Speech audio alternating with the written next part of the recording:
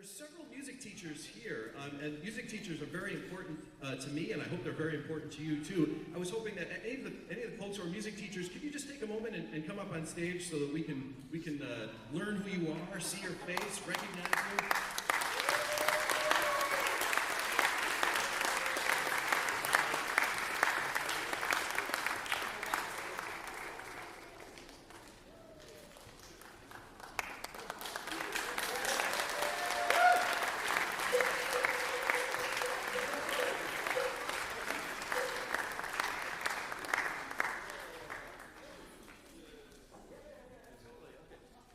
So these are all music teachers here, and I hope you get a chance to study with them at some point.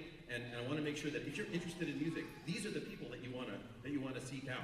So let's first start with Mrs. Kurzweil here, who teaches at Cayuga Heights.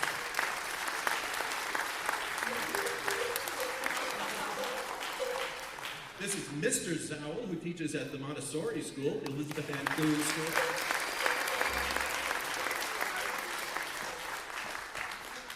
This is Mrs. Zowell, who teaches at Ithaca High School. She does the band and all the bands, pretty much everything in music at Ithaca High School.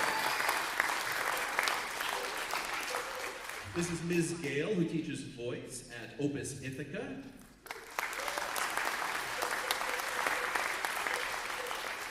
This is Mr. Mizrahi, who teaches at which school? Bell Sherman School. And this is Mrs. Easton, who directs the choir at Dryden School.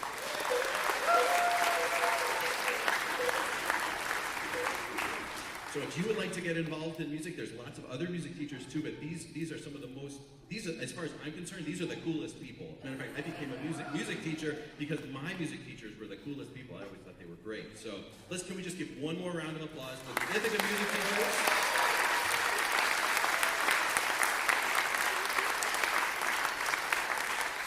I'd like to ask Ms. Gale to stay on stage for a moment. I'd like to ask her to help. I'd like to just talk a little bit about what jazz music is. It's fun for me to perform jazz, but it's also good for me to get a chance to talk to children a little bit about sort of the components of jazz. What makes it up? What composes jazz? Did I use that word correctly? What composes jazz? I think so. Okay. So we talked a little bit about improvisation already. Improvisation is a very important part of jazz. I'd like to talk about three more parts of jazz. We're going to talk about the blues, we're going to talk about swing and syncopation, and then we're going to talk about rough tone qualities. So to start, we're going to perform a blues, and then going to talk a little bit about what goes into that. So Ms. Gale, do you think you can sing a blues about something that I think these kids are all going to be familiar with? I got one. All right. I think you're going to be familiar with this. You guys all know it, right?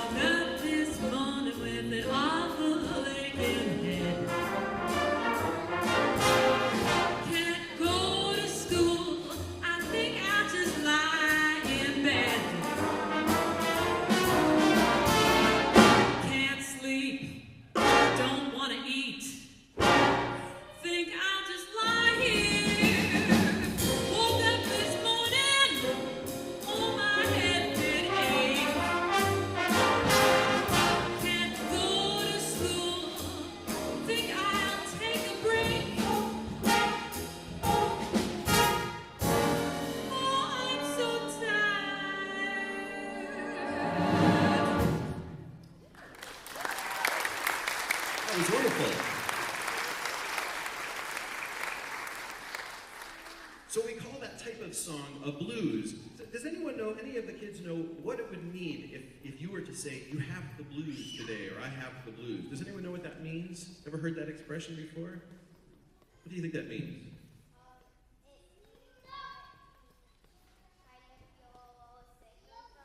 Means you kind of feel a little sick or something? Yeah, you may feel a little sick. Any other ideas of what the blues might mean?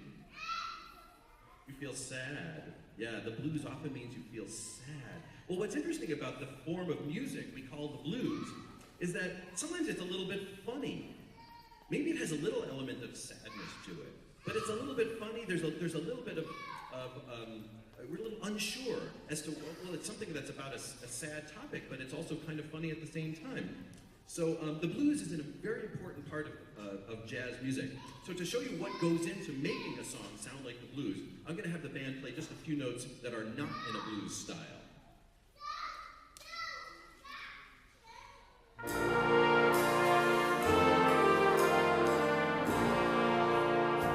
So that doesn't really sound like blues, right? What if we change it just a little bit? I think you're going to hear that it sounds different and maybe has a little bit of that quality to it.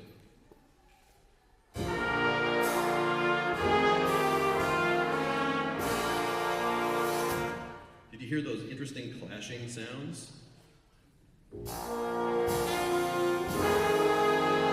Did you catch that? Those are really interesting, aren't they? Those have a really sort of a crazy sound. You're not quite sure what they mean. You're not sure if they're happy or sad.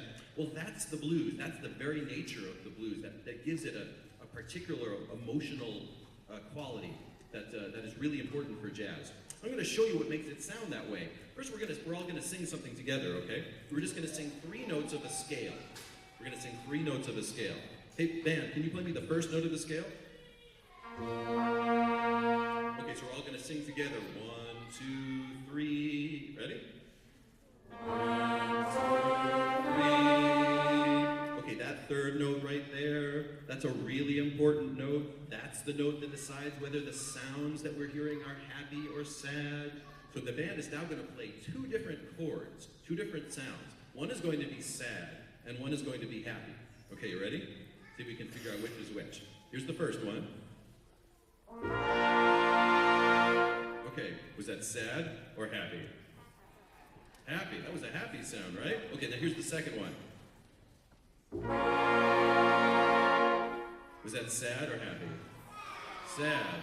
What's really interesting is the only difference between those two was a trombonist named Ben was playing a different note the first time than the second time. Ben, did you hold up your trombone? There he is, that's Ben over there.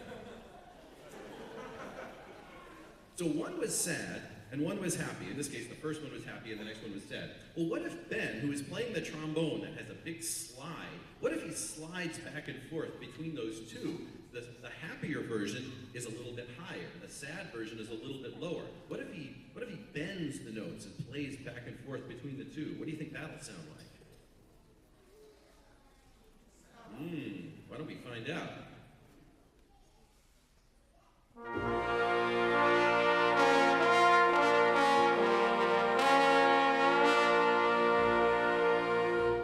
All right, was that happy or was that sad?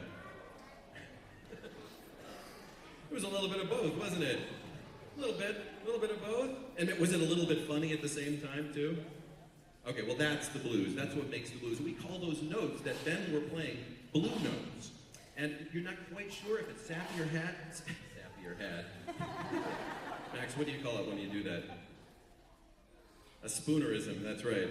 A spoonerism when you mess up the first letters of the word. Okay, so you're not sure if that was sad or happy, but that's the beauty of the blues, is that sometimes we're a little bit of both. Maybe sometimes we're feeling sad, but we want to get up the next morning and get back to school. Jazz just doesn't sound right without those blue notes. As a demonstration, let me just have the band play something. Play that blues song, that same blues that Ms. Gale sung before, but without any of those blue notes. And I think you'll agree that something is missing.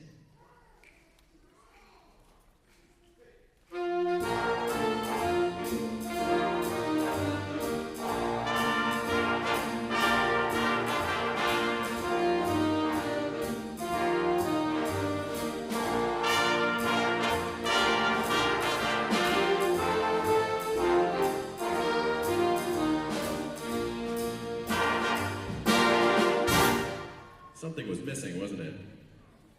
Kinda. It just didn't have that bluesy feeling. It didn't have that humor to it. Well, it had humor maybe, but in a different way. It had musician humor.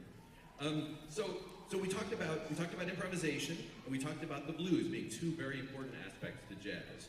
Now I'm going to talk about swing and syncopation. Perhaps the rhythm of the music is the most important aspect of jazz. In jazz, the rhythm comes in two parts. We have the beat, might feel like the heartbeat of the music, and then we have all this other stuff that happens on top. Raise your hand, who knows what instruments in the band, or maybe what section of our band, might be called, I almost gave it away. What section of the band keeps that rhythm, keeps that beat? Does anybody know? Anybody know? Yeah. The percussion, yes, that's the drummer over there. And that's part of, the drums are part of an entire section of the band. Does anybody know? Zoe, do you know?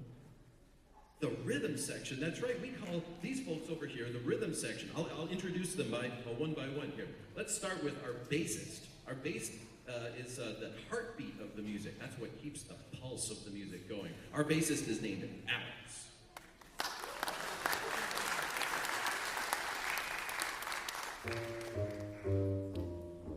That's a good heartbeat. The next part of our rhythm section is the guitar. I'm sure you're familiar with the guitar. It's in almost all popular music and rock music that you hear on the radio. We also love the guitar in jazz music. He can play chords. He's part of that heartbeat. Our guitarist is named Jonah.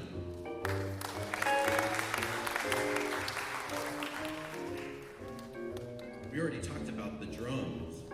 But the drums are what make the beat exciting. They will make it fun. That's what the part of the music that makes us want to dance. Our drummer is named Andrew.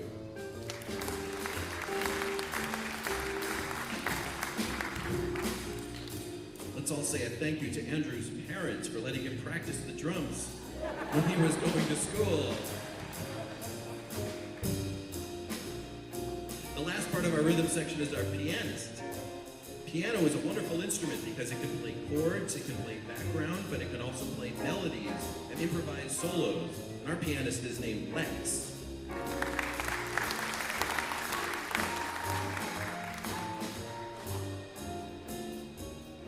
Together, the rhythm section forms the heartbeat of the music.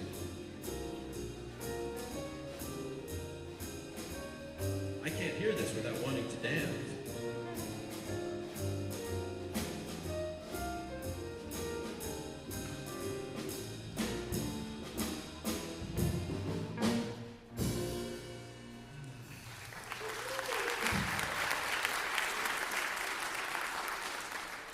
Okay, so the rhythm section are the ones that really help us keep the beat.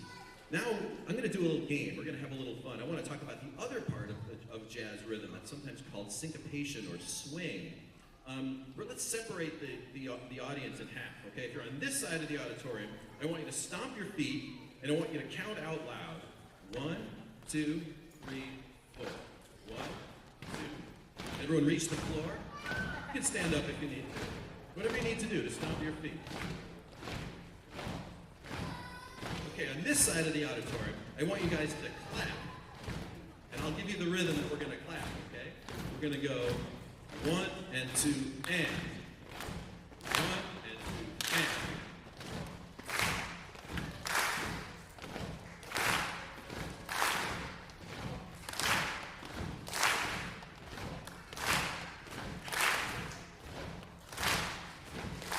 The syncopation with a swing. 1 and 2. All right, give yourselves a round of applause. That was great.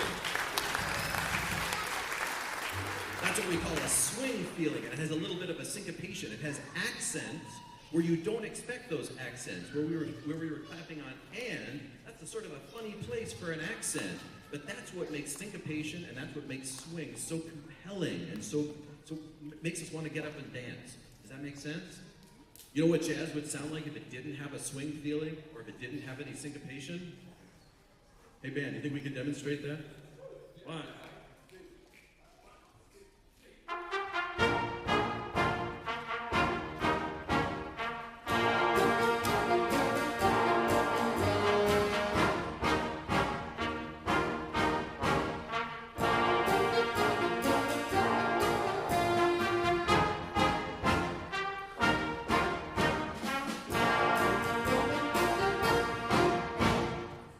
didn't quite feel right, did it? Something was missing. Well, what was missing was the swing and the syncopation. Okay, so we talked about improvisation, we talked about the blues, we talked about swing. The last part of jazz we're going to talk about today is the tone quality. Sometimes we talk about the sound quality, or we use the word timbre to talk about the actual sound of the instruments that you're hearing. Sometimes we talk about them as though they were textures, like the texture of a fabric that might be soft, or metal that might be smooth, or maybe parts of the metal that are rough. Those are the words that we often use to describe the tone color of the music. In jazz, we like to get a rough tone quality. It's an important part of the music. It gets a little bit of a little more interesting color to the sounds that we're playing with. We have a trumpet player who gets a great growling, rough sound quality. His name is Ray. Hey, Ray. Do you think you can demonstrate a little bit about what a rough sound quality would be like on a trumpet?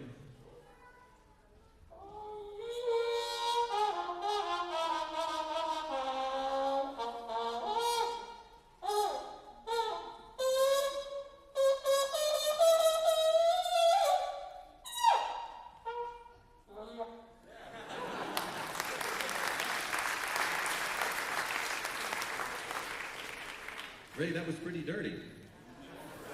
Might need that plunger to clean out the inside of that trumpet after that.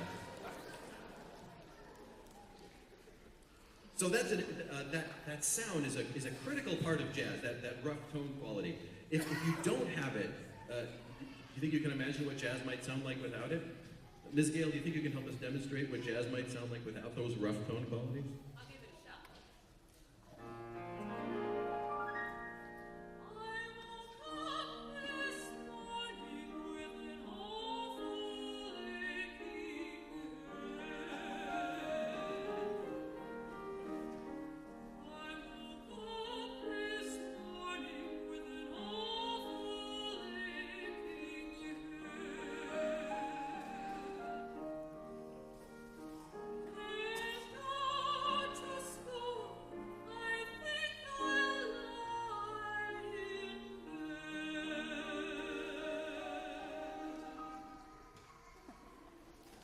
That was beautiful. That was beautiful. I think I forgot a blue note in there too. Sorry about that. That's quite all right. That was beautiful. It didn't quite sound like jazz, did it? Something was missing. It was those rough tone qualities. All right. Well, if we put it all together, we put improvisation with the blues, with swing, and with rough tone qualities. Here's what the jazz is really supposed to sound like.